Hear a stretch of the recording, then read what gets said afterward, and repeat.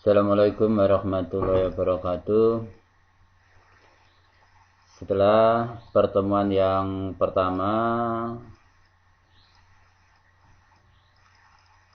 kita membahas tentang zaman praaksara, atau mungkin dulu dikenal zaman prasejarah.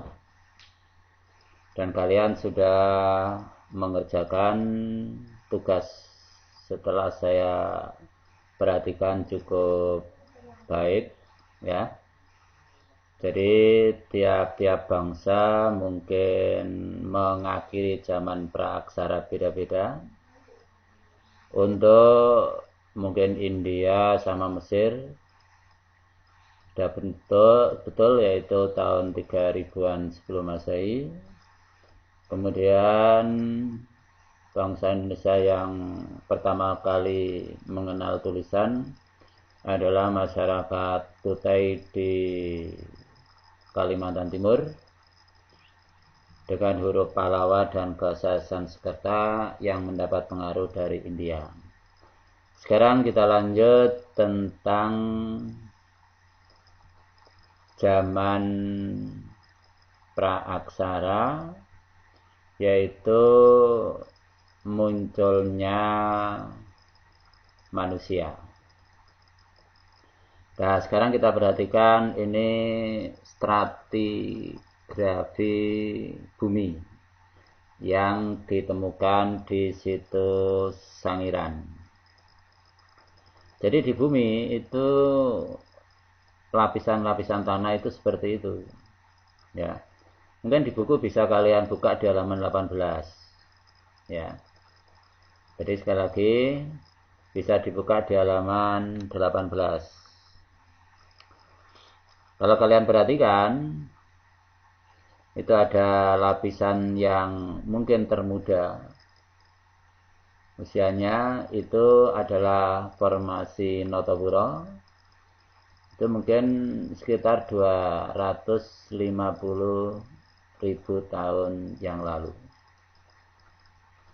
Kemudian lapisan Kabuh ini antara tadi sampai tahun 730 sebelum atau juta tahun yang lalu. Kemudian lapisan Grisbeng sekitar sampai 900.000 tahun yang lalu. Nah, disitulah diperkirakan baru muncul manusia purba. Sedangkan sebelumnya atau mungkin lapisan bucangan ke bawah sampai sekitar 1,9 juta tahun yang lalu itu mungkin makhluk-makhluk hidup yang lain, ya.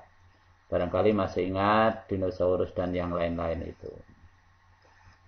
Nah, sekarang kita lihat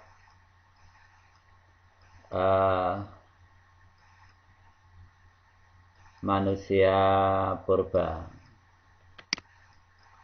Nah, fosil manusia purba. Ayo, coba diperhatikan. Itu ada kata fosil. Ayo, apa artinya fosil? Coba dibuka di buku halaman terakhir, glosarium itu. Cari artinya fosil itu apa. Sudah ketemu?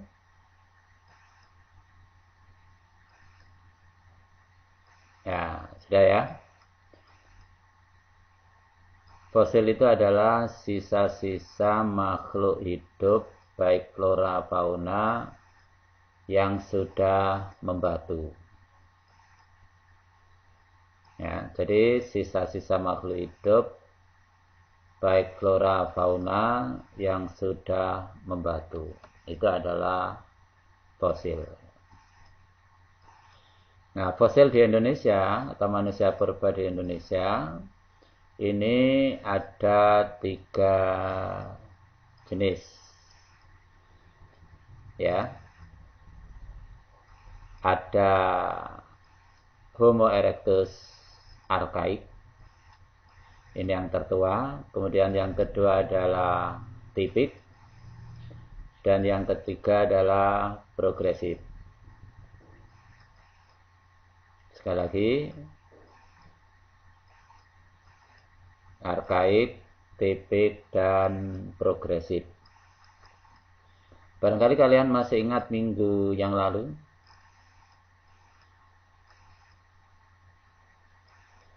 ada Meganthropus paleojavanicus, itu masuk Homo erectus arkaik.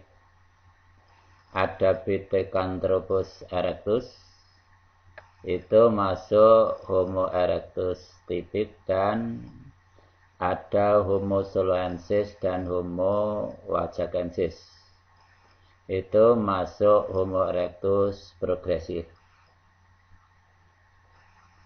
Atau kalau ditemukan di lapisan tanahnya, yang arkaik itu di Pleistosin bawah, tipik di Pleistosin tengah, yang progresif di Pleistosin atas.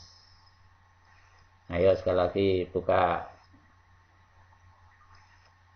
materi minggu yang lalu, ya. Nah, ingat-ingat lagi, ya. Nah, sekarang yang paling kiri itu adalah fosilnya, ya. Yang kanan itu rekonstruksinya. Maksudnya, kalau fosil seperti itu, nanti diperkirakan manusianya modelnya gimana sih, ya. Nah, mari kita lihat yang tertua. Ingat ya, fosil itu dari sisa makhluk hidup yang telah membatu. Jadi tidak bisa dikurangi. Wong itu tulang yang sudah membatu. Ya. Jadi tinggal nempeli daging saja. Ya, arkaik. Ya, sekitar 1 juta tahun yang lalu. Anda lihat volume otaknya sekitar 800 sampai 900 cc. Ini artinya kecerdasannya sedikit di atas kera. Ya, sedikit, sekali lagi sedikit di atas kera. Karena kera itu volume otaknya 600. Ya. Anda lihat sekali lagi rekonstruksinya. Kelihatan apa itu? Mulutnya. Ya, itu terlalu ke depan. Jadi lebih kuat ke kerahnya. Ya. Ingat ya. Kita melihat asal-usul manusia itu dari ilmu pengetahuan. Sekali lagi, kita lihat asal-usul manusia itu dari ilmu pengetahuan. Ya. Kalau dari ilmu pengetahuan, berarti kita menganut teori evolusi Darwin. Artinya Darwin yang membuat teori evolusi, bahwa manusia atau makhluk hidup yang sempurna itu berasal dari makhluk hidup yang lebih sederhana. Begitu seterusnya. Jadi ada makhluk 1 sel berevolusi jadi 2 sel, berevolusi jadi 4 sel, dan seterusnya sampai berjuta-juta sel, jadilah manusia ini makhluk hidup yang paling lengkap, ya. Nah, sekali lagi mungkin bisa Anda lihat di glosarium apa itu evolusi itu. Evolusi, ya. Sudah ketemu? Nah, selanjutnya mau makan waktu mungkin sekitar 600-700 ribu tahun. Ini nanti Homo erectus archaik berevolusi jadi Homo erectus typic. Ya, Homo erectus typic. Nah, inilah mungkin yang paling terkenal di Indonesia, yaitu yang tadi ada Sangiran 17. Ini fosil yang paling menggetarkan dunia. Ya, dianggap missing link, bisa menjembatani antara kera dengan manusia. Jadi kalau kera berevolusi jadi manusia itu terlalu cepat, maka Pithecanthropus erectus ini dianggap menjembatani. Kalau gitu tadi apa evolusi? Perubahan secara lambat, ya. Jadi memakan waktu sekitar 700 tahun baru Homo erectus archaik jadi Homo erectus typic. Ini sudah boleh dibilang ya manusia ya bisa, kera ya bisa, ya. Sehingga nanti ini masuk Pleistosen tengah ini, ya. Jadi ditemukan di lapisan tanah di Pleistosen tengah. Artinya makhluk hidup ini karena dianggap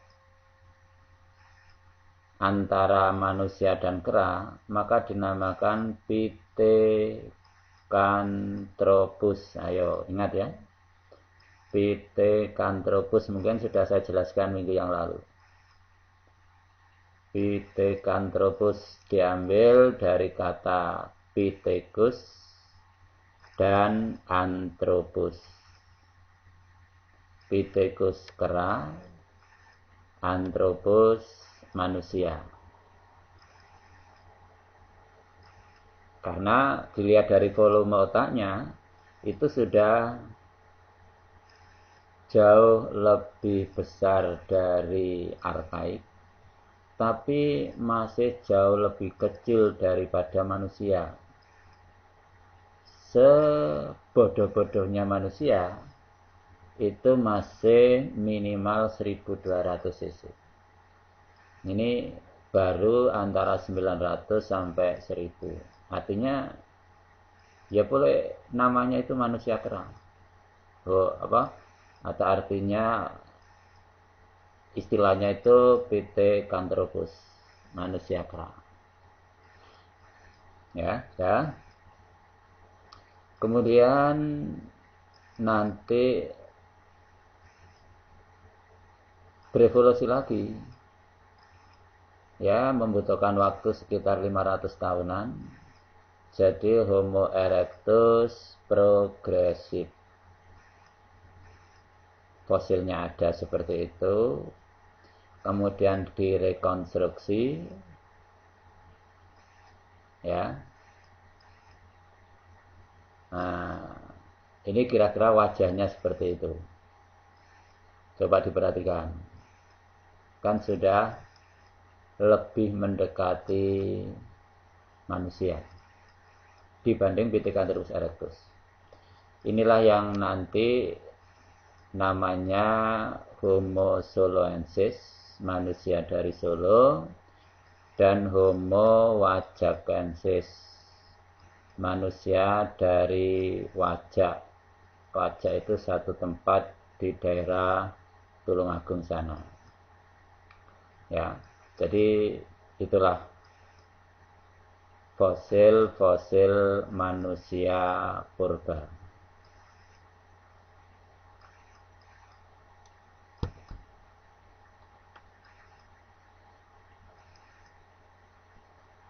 Dari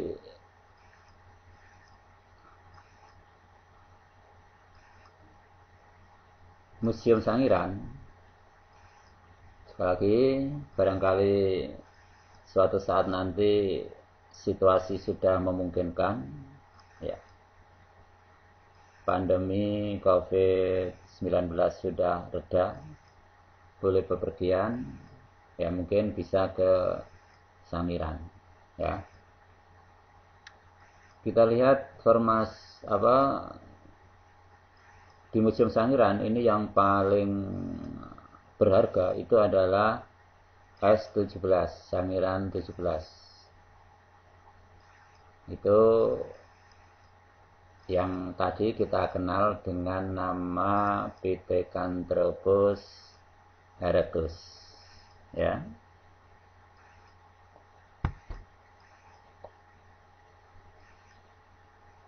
Mungkin bisa kalian baca sendiri. Ini dianggap fosil yang paling utuh atau tengkorak, penemuan tengkorak yang paling utuh, ya.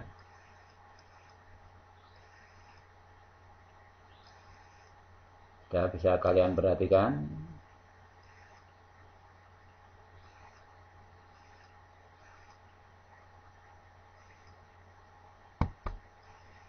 Nah, rekonstruksinya tadi. Kalau tadi fosilnya, sekarang direkonstruksi. Nah, kira-kira tadi kan wajah, kepala saja, dagu gitu. Sekarang agak lengkap. Ya, inilah diperkirakan yang namanya Pithecanthropus erectus itu seperti itu. Ya, jadi mungkin dahinya masih menonjol, jauh menonjol dibanding manusia sekarang. Ya, mungkin masih dekat dengan kera. Mungkin mulutnya, moncongnya juga masih kelihatan, ya. Nah, kemudian, ini rekonstruksi lengkap ini. Diperkirakan Pithecanthropus erectus itu seperti itu. Nah, kalau sudah begitu berarti jalannya gimana? Oh iya, benar. Jadi sudah berjalan tegak. Maka dari itu diberi tambahan erectus, berjalan tegak.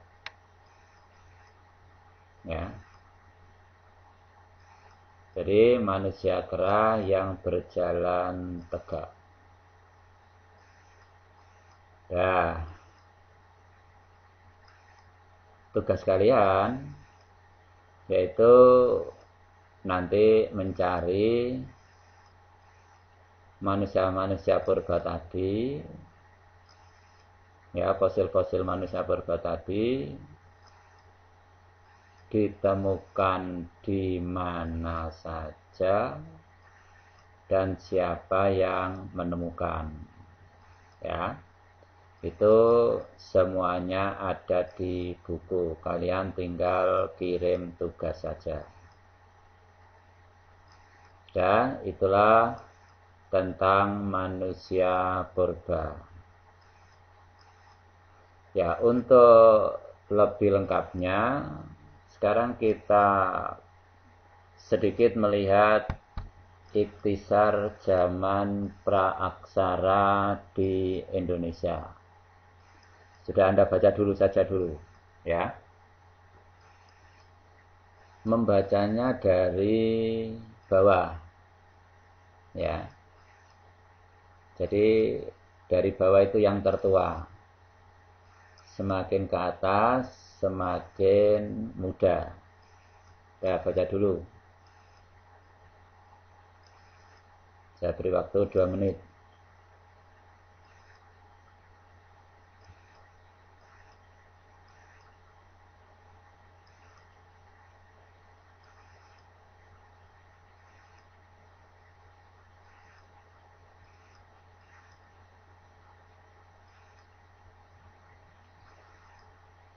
Sudah cukup?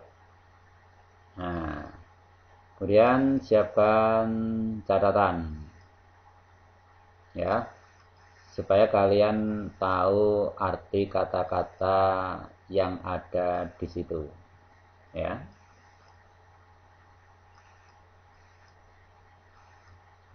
Ya, kalian tulis. Kita lihat yang paling bawah, atau kita lihat apa pembagiannya dulu. Ada zaman, ada hasil-hasil kebudayaan, ada jenis manusia atau bangsa. Nah, kita lihat yang paling bawah dulu. Yang tertua ini adalah namanya zaman Paleolitikum. Ayo, Paleolitikum diambil dari dua kata, ya. Ya, yang pertama adalah Paleo. Ayo, masih ingat Paleo? Sambil buka materi minggu yang lalu, Anda tulis sendiri. Nah, kemudian ya kata yang kedua adalah Litikum. Kalau ini masih baru ini, saya artikan ya. Litikum itu zaman batu. Kalau digabung, coba artikan sendiri. Sudah ya? Nah, kemudian hasil-hasil kebudayaan. Nah, ada koper atau kapak genggam, ada flex dan alat-alat dari tulang dan tanduk rusa. Inilah yang namanya artefak. Ingat ya, artefak. Ayo coba buka lagi glosarium. Apa itu artefak?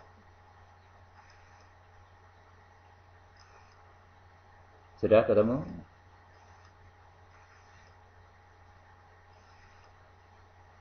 Ya.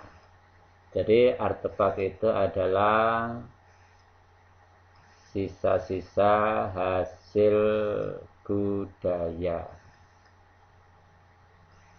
Nah, kemudian kita lihat ke samping kanan, itu ada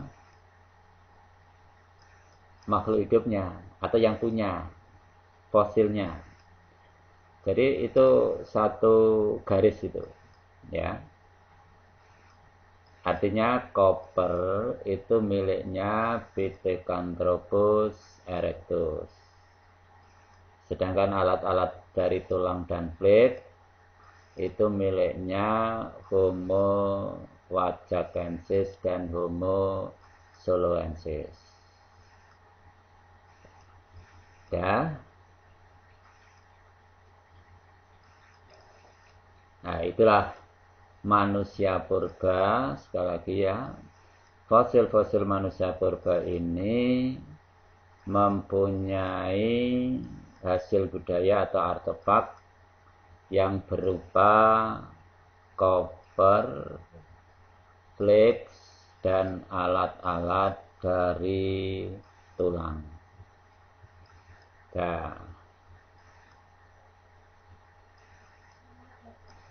Nah, kemudian makhluk hidup ini, manusia purba ini nanti karena bencana alam. Mungkin minggu yang lalu sudah kita singgung sedikit, ya. Menurut beberapa penelitian, itu terjadinya letusan Gunung Toba. Jadi Gunung Toba itu meletus, itu menutupi bumi selama 6 tahun. Saat itulah makhluk hidup ada yang bisa adaptasi dan ada yang tidak. Ya. Yang tidak bisa adaptasi ya termasuk manusia purba ini, hilang semuanya. Nah, setelah itu nanti pada zaman Holosin, ayo buka PowerPoint minggu yang lalu. Zaman Holosin. Tadi kan ada Pleistosin, yang muda Holosin. Ya. Holosin itu diperkirakan sekitar 20.000 tahun yang lalu. Saat itulah Allah menciptakan Homo sapien, manusia cerdas atau manusia berakal, yaitu Nabi Adam dan Ibu Hawa, yang kita semuanya adalah keturunan beliau. Ya. Yang nanti menyebar, anak cucunya maksud saya, anak cucunya menyebar ke seluruh penjuru dunia, termasuk ke Indonesia. Ya. Untuk itu, materi kita minggu depan adalah tentang penyebaran bangsa Indonesia atau asal-usul bangsa Indonesia. Saya kira itulah materi kita pada pertemuan yang kedua ini. Saya akhiri. Wassalamualaikum warahmatullahi wabarakatuh.